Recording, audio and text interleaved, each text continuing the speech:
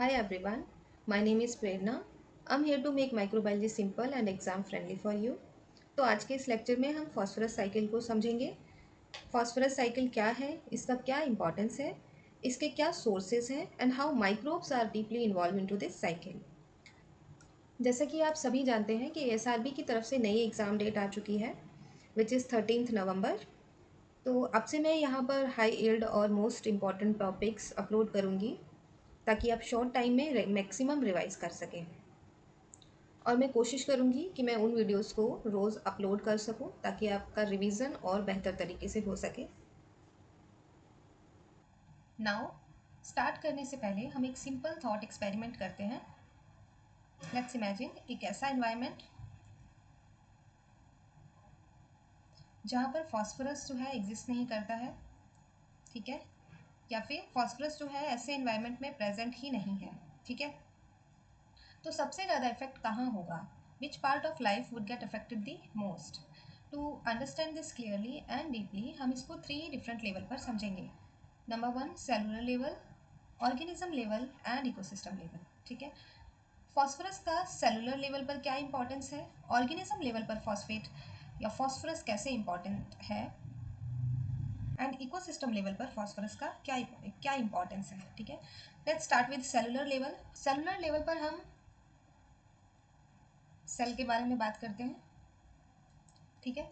हमारी सेल में फॉस्फोरस जो है वो एटीपी का पार्ट होता है, ठीक है। डीएनए एंड आरएनए का पार्ट होता है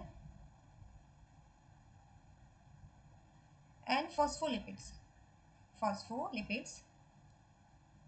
जिन्हें हम मेम्ब्रेन लिपिड्स भी कहते हैं, ठीक है, इनका पार्ट होता है। लेट्स स्टार्ट विथ एटीपी, ठीक है। सबसे पहले हम एटीपी के बारे में जानते हैं कि फॉस्फोरस एटीपी का पार्ट कैसे है, ठीक है। जब हम एटीपी के फुल फॉर्म की बात करते हैं, this is adenosine try phosphate.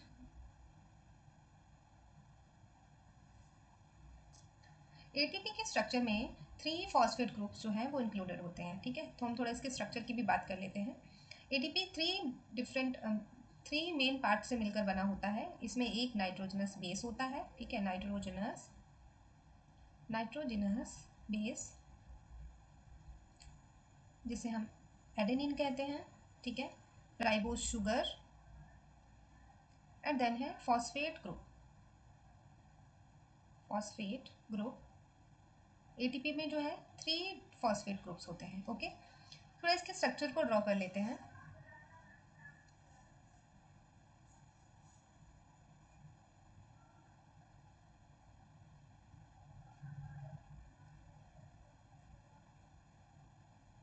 This is the ribose sugar. Fifth position पर राइबोज शुगर के फिफ्थ पोजीशन पर नाइट्रोजनस बेस होता है और यहाँ पे ऐड जुड़े होते हैं फॉस्फेट ग्रुप, ठीक है। और इन फॉस्फेट ग्रुप को alpha beta and gamma groups कहते हैं, ठीक है। Alpha phosphate, beta phosphate and gamma phosphate.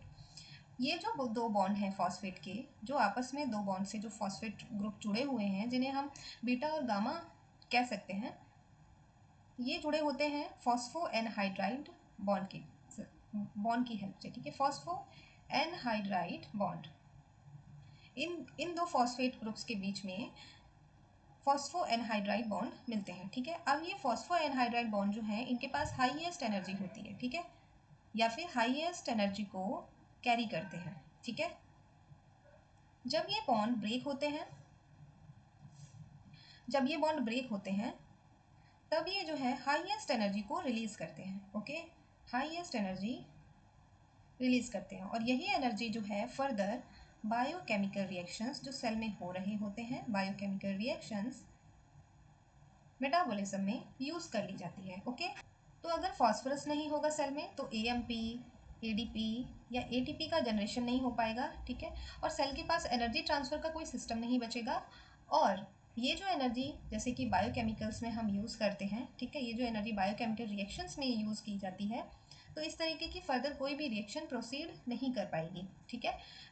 तो यहाँ पे हमने फॉस्फोरस का इम्पॉर्टेंस समझा एटीपी के रिस्पेक्ट में, ठीक है, कि एटीपी के स्ट्रक्चर में फॉस्फोरस का क्या इंपॉर्टेंस है। नाउ हम मूव करते हैं डीएनए और आरएनए पे।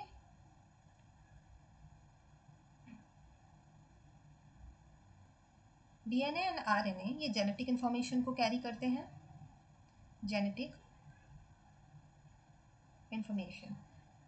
इन्फॉर्मेशन को कैरी करते हैं, ठीक है। नाउ फॉस्फेट डीएनए आरएनए के साथ कैसे जुड़ा है? फॉस्फेट डीएनए एंड आरएनए में sugar phosphate backbone, sugar phosphate backbone का मेन पार्ट होता है, ठीक है। जब हम डीएनए के स्ट्रक्चर की बात करते हैं तो डीएनए मिलकर बना होता है न्यूक्लियोटाइड से, ठीक है, न्यूक्लियोटाइड्स। अब एक न्यूक्लियोटाइड प्रेजेंट नहीं होता है, मल्टीपल होते हैं, इसलिए हम इसकी चेन को बोल देते हैं पॉलीन्यूक्लियोटाइड, ठीक है, पॉलीन्यूक्लियोटाइड। या फिर इस पॉलीन्यूक्लियोटाइड को कलेक्टिवली न्यूक्लिक एसिड बोल दिया जाता है, which is basically DNA, okay.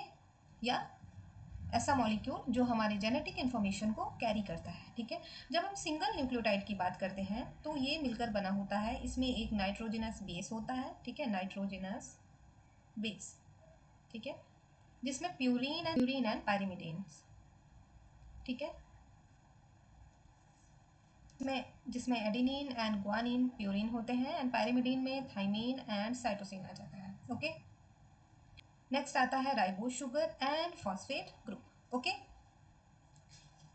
Now हम इसे ऐसे समझने की कोशिश करते हैं। हमारे सेल में डीएनए जो है वो डबल हेलिकल स्ट्रक्चर में प्रेजेंट है, जैसा कि इस डायग्राम में मैंने दिखाया है, ठीक है। वायर जैसा दो वायर आपस में क्वाइल्ड है इस तरीके, बीच में नाइट्रोजनस बेस आपस में बॉन्डिंग या पेयरिंग में होते हैं, और साइड बाय साइड जो आप इस तरीके का स्ट्रक्चर देख रहे हैं ये होता है शुगर एंड फॉस्फेट, जिसे हम डीएनए की बैकबोन कहते हैं, ठीक है। नाउ एक न्यूक्लियोटाइड को हम यहाँ से समझते हैं, ठीक है, जैसे कि यहाँ पर एक नाइट्रोजनस बेस है, this case this is cytosine, in this case this is cytosine, ठीक है। और ये है राइबोज शुगर, और यहाँ पे है फॉस्फेट ग्रुप। अब यहाँ पे ध्यान देने वाली बात यह है कि यहाँ पे फॉस्फेट ग्रुप राइबोज शुगर के 5th पोजीशन पर जुड़ा होता है, ठीक है। अब जो तो दूसरा न्यूक्लियोटाइड है इस तरीके से जो बना हुआ है, यहाँ पर भी फॉस्फेट जो है 5th पोजीशन पर जुड़ा हुआ है, ठीक है। तो फॉस्फेट का बेसिकली जो काम होता है डीएनए के स्ट्रक्चर में वो होता है कि फॉस्फेट एक न्यूक्लियोटाइड के शुगर को दूसरे न्यूक्लियोटाइड के शुगर से जोड़ के रखती है, यानी कि फॉस्फेट जो है एक न्यूक्लियोटाइड को दूसरे न्यूक्लियोटाइड से जोड़ने का काम करता है, ठीक है ना। ये जो फॉस्फेट है वो पहले न्यूक्लियोटाइड को, हम इसको ऐसे समझ लेते हैं, ये न्यूक्लियोटाइड फर्स्ट है और ये स्ट्रक्चर न्यूक्लियोटाइड का सेकेंड है, ठीक है, ये इतना न्यूक्लियोटाइड का सेकेंड स्ट्रक्चर है, ठीक है। अब ये जो फॉस्फेट ग्रुप है ये फर्स्ट न्यूक्लियोटाइड के जो राइबोज शुगर है उसके 3rd पोजीशन पर बाइंडिंग करता है, ठीक है।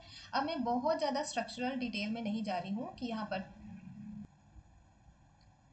OH ग्रुप होता है जो यहाँ पर बाइंड करता है फॉस्फेट के साथ में, तो ये हम किसी और क्लास में डिस्कस कर लेंगे। जब हम सिंथेसिस ऑफ डीएनए मॉलिक्यूल समझेंगे तो हम पूरा वहाँ पे डिटेल में इसको स्टडी कर लेंगे। यहाँ पे बस आपको ये समझना है कि एक न्यूक्लियोटाइड का फॉस्फेट जब दूसरे न्यूक्लियोटाइड के फॉस्फेट ग्रुप से जुड़ता है, या सॉरी दूसरे न्यूक्लियोटाइड के राइबोज शुगर से 3 पोजिशन पर जुड़ता है, ठीक है। और ये जो बॉन्ड प्रेजेंट होता है ये प्रेजेंट होता है फॉस्फो डाई ईस्टर बॉन्ड, ठीक है, क्योंकि यहाँ पे 2 ईस्टर बॉन्ड प्रेजेंट है, कलेक्टिवली डाई ईस्टर बॉन्ड कह दिया जाता है, ठीक है।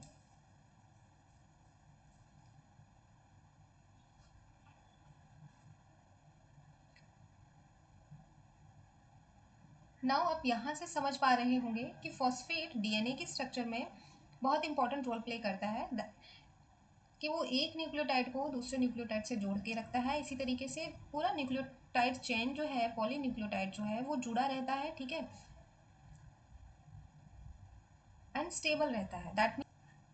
दैट मीन्स ये फॉस्फेट जो है इस पूरे डीएनए स्ट्रक्चर को एक स्टेबिलिटी प्रोवाइड करता है। तो अगर सेल में फॉस्फोरस नहीं होगा तो कोई भी न्यूक्लियोटाइड आपस में जुड़ा हुआ नहीं होगा, जिससे जिससे रेप्लिकेशन हो गया, रेप्लिकेशन, जीन एक्सप्रेशन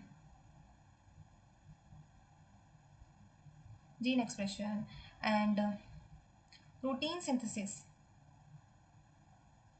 सिंथेसिस जैसे मेजर इवेंट, जो इम्पॉर्टेंट इवेंट्स हैं किसी भी सेल के, वो नहीं हो पाएंगे। और जो कि ये जितने भी इवेंट्स हैं जो कि ओवरऑल सेल की ग्रोथ और उसके फंक्शन के लिए बहुत इंपॉर्टेंट है, ठीक है। अब हम बात करते हैं मेम्ब्रेन लिपिड्स की, ठीक है, जिन्हें फॉस्फोलिपिड्स कहते हैं। और इनका इनका जो अरेंजमेंट होता है प्लाज्मा मेम्ब्रेन में, वो फॉस्फोलिपिड बाई लेयर के फॉर्म में होता है। ठीक है, नाउ फॉस्फोलिपिड बाई लेयर जो है ये एक यूनिवर्सल फीचर है। ठीक है, चाहे वो प्रोकैरियोटिक सेल हो, ठीक है,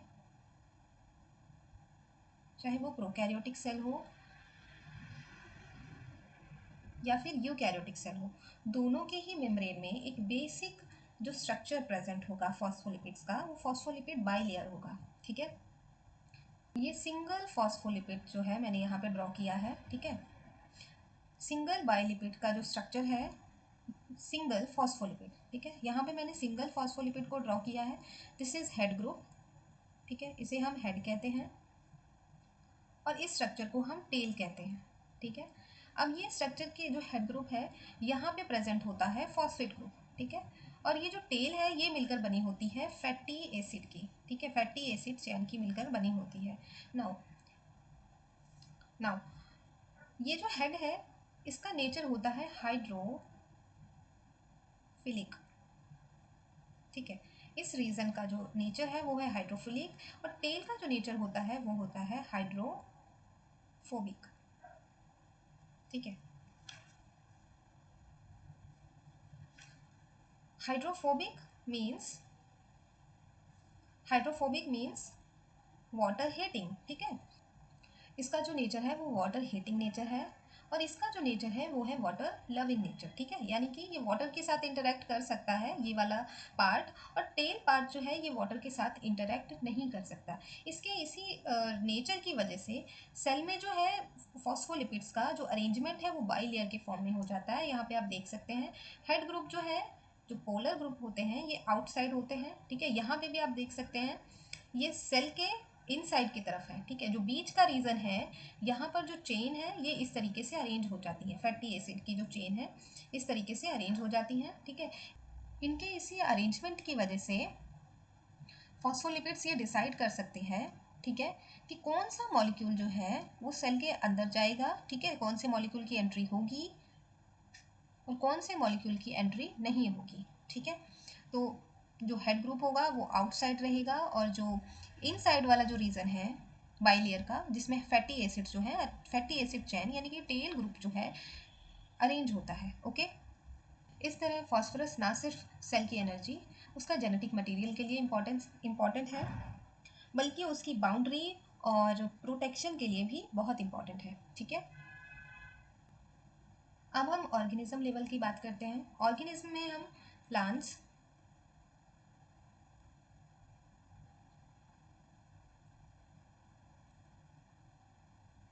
एनिमल्स, ह्यूमंस के बारे में बात करेंगे। ठीक है, प्लांट्स प्लांट्स में फॉस्फोरस कैसे इंपॉर्टेंट है। ठीक है, प्लांट्स के लिए फॉस्फोरस जो है ये एक मैक्रोन्यूट्रिएंट है।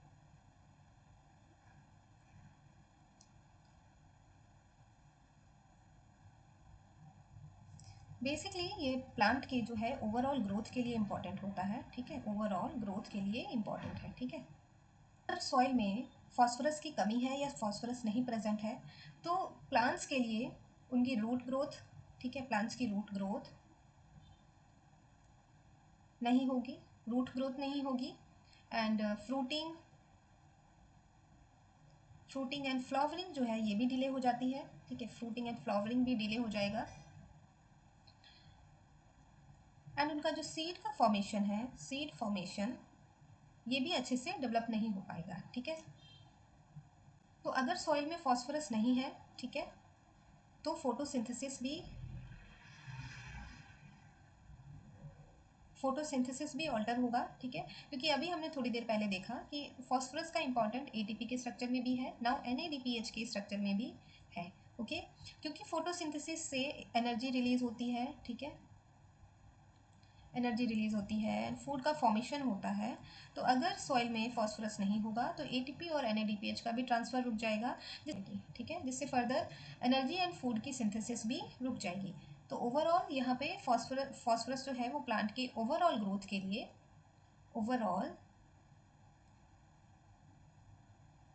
ओवरऑल ग्रोथ के लिए बहुत इंपॉर्टेंट है। ठीक है, अब हम बात करते हैं animal and humans. Animal and humans में फॉस्फोरस उनके बोन्स,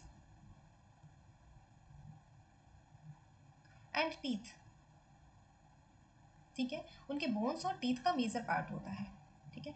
बोन्स और टीथ में ये किस फॉर्म में प्रेजेंट होता है, कैल्शियम फॉस्फेट, ठीक है।